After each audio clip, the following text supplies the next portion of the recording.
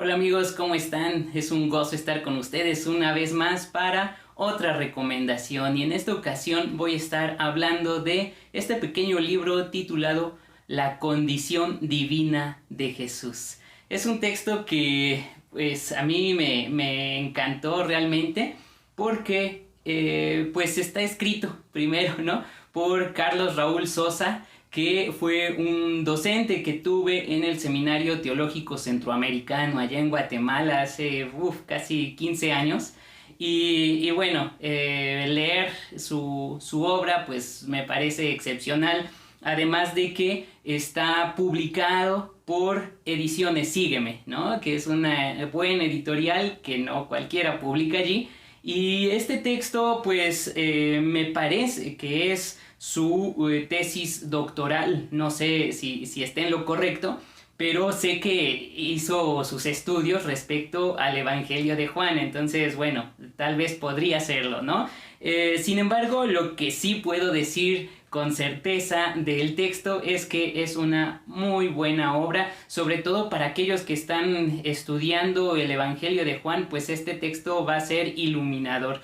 Y pues una de las cuestiones que nosotros como creyentes consideramos de manera inmediata al momento de acercarnos al texto bíblico es que nos presenta la divinidad de Jesús. Eso ya lo sabemos desde un principio. Cuando vamos a leer Juan, sabemos que es una obra teológica, que es muy distinta al resto de los otros evangelios, los sinópticos, Mateo, Marcos y Lucas, que Juan presenta pues una teología desde arriba, como se suele decir, ¿no? Una teología elevada, presentando a Logos y esa relación estrecha con Dios mismo. Entonces, son elementos que ya tenemos en nuestra mente. Sin embargo, tenemos que considerar que al momento en que Juan desarrolla su escrito, esas nociones no se tenían claro y no las tenían los receptores de ese escrito. Es decir, si bien reconocían a Jesús como el Mesías, el desarrollo teológico que nos presenta Juan en su obra es sin igual, y por eso este texto me parece muy bueno para considerar esa obra ya del escrito de Juan mismo en ese contexto cultural. Y algo muy interesante del texto es el tema que va a abordar, que se ve reflejado en el subtítulo: Cristología y creación en el Evangelio de Juan. Y es que lo que va a proponer Carlos Sosa es que Juan tomó como trasfondo, como base para el desarrollo de su evangelio, tradiciones teológicas que ya circulaban en el judaísmo acerca de la creación, acerca del Dios creador,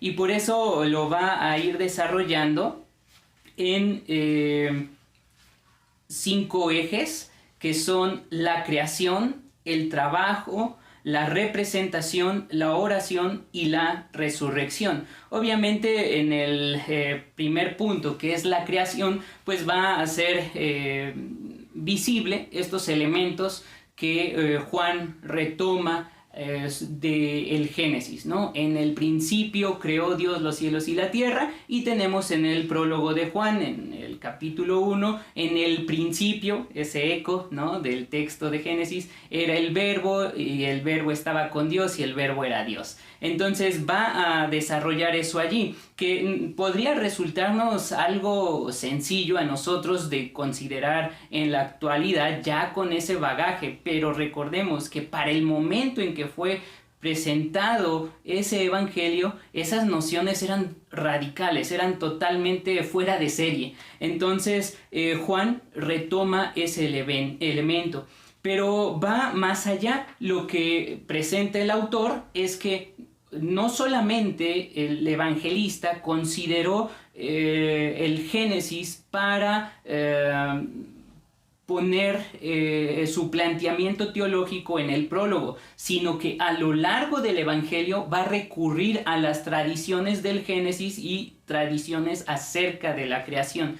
Por eso es que en el punto 2, que es el trabajo, que bueno, aquí en el libro viene como punto 3 porque considera como punto 1 la introducción, pero en el punto 3 va a hablar sobre el trabajo y sobre las obras de Dios y las obras de Jesús, que vemos en el Evangelio también que dice Jesús mismo, ¿no? Así como el Padre trabaja hasta ahora, también Él, ¿no? Y esto viene a consideración de que Dios obra en el día de reposo, Dios obra en el sábado. ¿Cómo? Cuidando, alimentando, protegiendo, conservando la creación. De igual manera, Jesús obra en el día sábado. ¿Cómo? Sanando, haciendo milagros, etcétera, etcétera, ¿no? Entonces ahí tenemos otro elemento.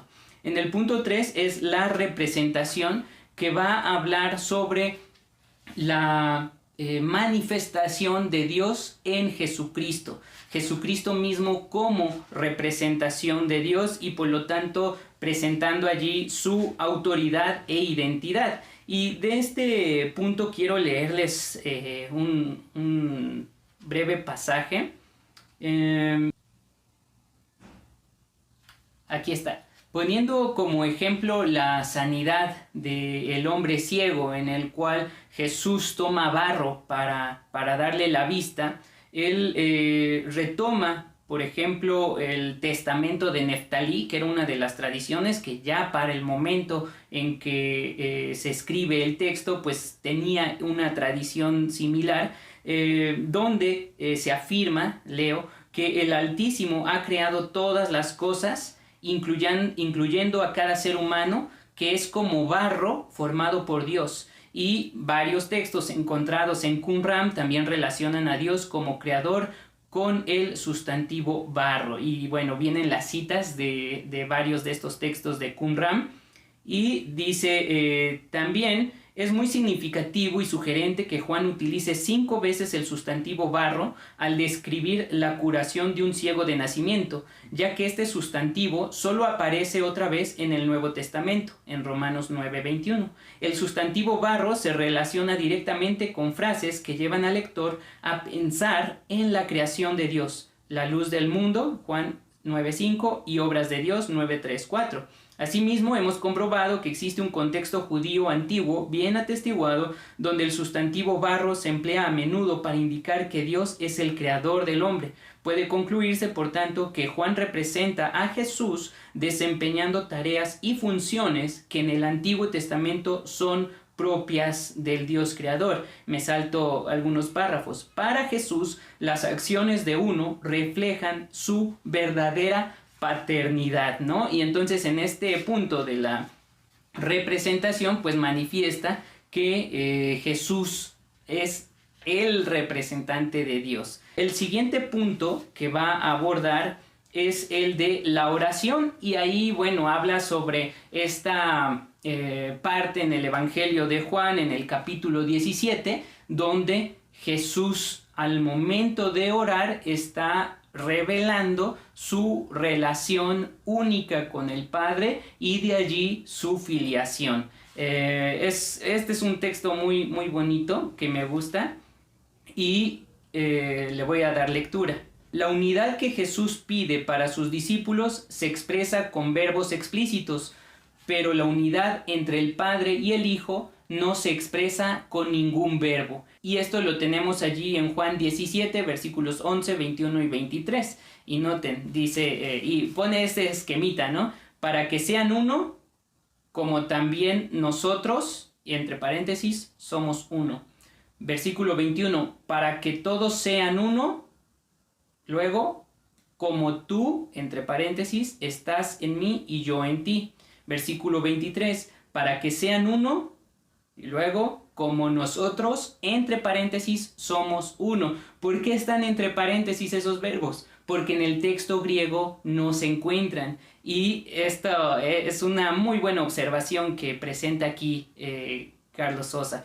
La unidad entre Dios y Jesús parece ser una unidad que no puede encapsularse en un tiempo verbal particular. La unidad que ellos comparten es eterna y preexistente. Y luego tiene el último punto de esto, que es la resurrección, obviamente, hablando de la resurrección de Jesús y su manifestación a los discípulos en varias ocasiones, pero sobre todo enfatiza el soplo de Dios, que solamente tenemos ese pasaje en el Evangelio de Juan. Los sinópticos no registran eso, donde Jesús les dice a sus discípulos, recibid el Espíritu, y entonces sopla sobre ellos el Espíritu Santo. Entonces esa parte, pues obviamente dice el autor de este libro, hace referencia al soplo de Dios al momento de crear al ser humano en la tradición de Génesis capítulo 2, donde sopla su aliento, ¿no? Su aliento de vida, y entonces el ser humano, dice allí, fue un ser viviente, ¿no? El hombre fue un ser viviente, Nefesh Hayah. Y aquí está presentando entonces Juan que ese soplo del Espíritu Santo de parte de Jesús es el que alienta, el que da vida a los discípulos, ¿no? Una nueva vida ahí manifestada también, utilizando ese recurso del relato de la creación.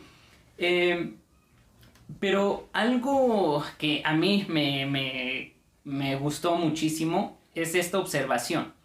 Juan no necesitó recurrir a las ideas greco-romanas del siglo I de nuestra era sobre las múltiples divinidades que tenían diversos grados de autoridad en la creación para comprender la relación entre Dios y Jesús. En lugar de ello, encontró apoyo en tradiciones judías abiertamente monoteístas como Génesis, Job o Isaías para intentar explicar la divinidad de Jesús.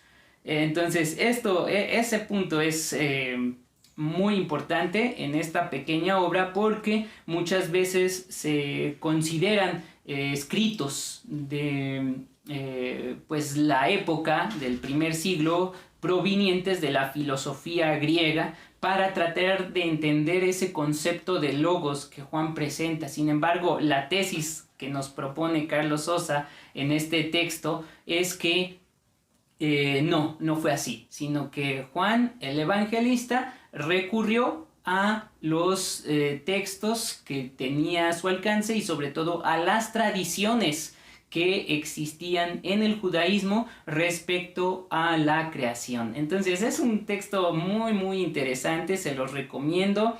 Cierra con una serie de puntos a manera de aplicación personal. Así como el Padre ha enviado al Hijo para dar vida a la creación, así también nosotros somos enviados a este mundo sumido en tinieblas para ser la luz de la tierra. Como tú me enviaste al mundo, yo los envío también al mundo. Y luego continúa respecto a las oraciones. En ese sentido, nuestras oraciones deberían expresar principalmente nuestros anhelos más profundos respecto a nuestra identidad cristiana. Debemos orar para que podamos ser un reflejo claro ante el mundo de la unidad entre el Padre y el Hijo. Y cierra con una frasecita: para que el mundo crea. Entonces este texto, pues como ven, pues es muy breve, muy pequeñito, pero si están estudiando el Evangelio de Juan, pues les va a resultar una joya que va a iluminar el contexto de las tradiciones que están presentes en el Evangelio. Y lo único malo es que Sígueme es muy caro, y este texto aquí en pesos mexicanos me costó creo que 350 pesos y sí me dolió un poquito, pero valió la pena. Y bueno, aquí lo tengo, un texto de uno de mis antiguos profesores en el CETECA, a quien le mando un cordial saludo en caso de que vea este video. Pues ahí está, amigos, espero que les haya gustado y sobre todo que puedan leer el texto de Carlos Raúl Sosa, La condición divina de Jesús, Cristología y Creación en el Evangelio de Juan. Y antes de que se vayan, recuerden suscribirse al canal, denle like al video y compártanlo. Nos estamos viendo, gracia y paz.